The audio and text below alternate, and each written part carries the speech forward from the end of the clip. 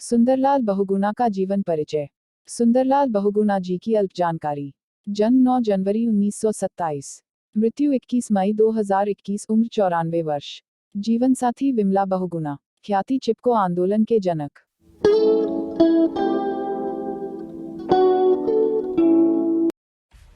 Subscribe कीजिए हमारे channel को और बेल आइकॉन को दबाइए हमारी लेटेस्ट वीडियो सबसे पहले देखने के लिए।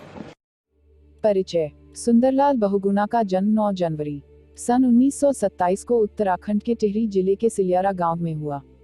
प्राथमिक शिक्षा के बाद वह लाहौर चले गए और वहीं से उन्होंने कला स्नातक किया था।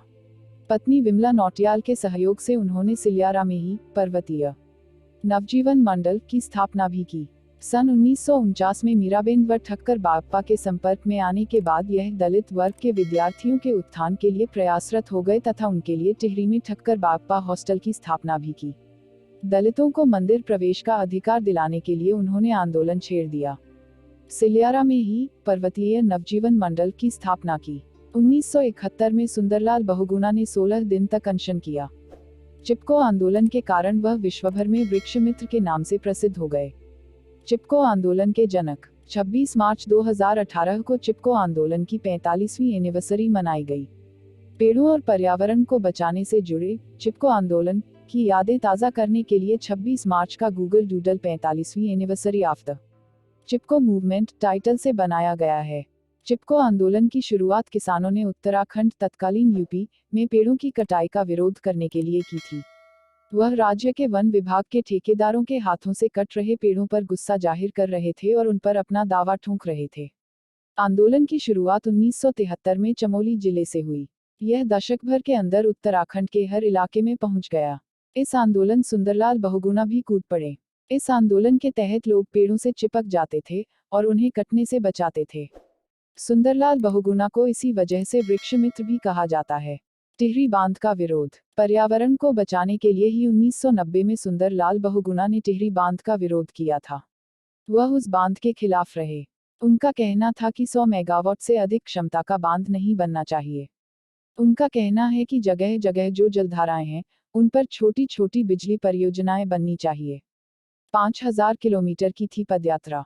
सुंदरलाल बहुगुणा ने 1981 से 1983 के बीच पर्यावरण को बचाने का संदेश लेकर चंबा के लंगेरा गांव से हिमालय क्षेत्र में करीब 5000 किलोमीटर की पदयात्रा की। यह यात्रा 1983 में विश्व स्तर पर सुर्खियों में रही। पद्मश्री पुरस्कार को स्वीकारा नहीं। सुंदरलाल बहुगुणा को सन 1981 में पद्मश्री पुरस्कार दिया गया, जिसे उन्होंने यह कहकर स्वीकार नहीं किया कि जब तक पेड़ों की कटाई जारी है मैं अपने को इस सम्मान के योग्य नहीं समझता हूँ। पुरस्कारों से सम्मानित। 1985 में जमनालाल बजाज पुरस्कार। 1986 में जमनालाल बजाज पुरस्कार रचनात्मक कार्य के लिए। सन 1987 में राइट लाइवलीहुड पुरस्कार चिपको आंदोलन। 1987 में शेर कश्मीर पुरस्कार। 1987 में सरस्वती सम्मान। 1989 सामाजिक विज्ञान के डॉक्टर की मानद उपाधि IIT रुड़की द्वारा। 1998 में पहल सम्मान। 1999 में गांधी सेवा सम्मान। 2000 में सांसदों के फोरम द्वारा सत्यपाल मित्तल अवार्ड। सन 2001 में पद्म विभूषण से सम्मानित किया गया। बहुगुणा के कार्यों से प्रभावित होकर अमेरिका की फ्रेंड ऑफ नेचर नामक संस्था ने 1980 में इनको पुरस्कृत किया। इसके अलावा उन्हें कई सारे पुरस्कारों से सम्मानित किया गया। पर्यावरण को स्थायी संपत्ति मानने वाला यह महापुरुष पर्यावरण गांधी बन गया। अंतर्राष्ट्रीय मान्यता के रूप में 1981 में स्टॉकहोम का वैकल्पिक नोबेल पुरस्कार मिला।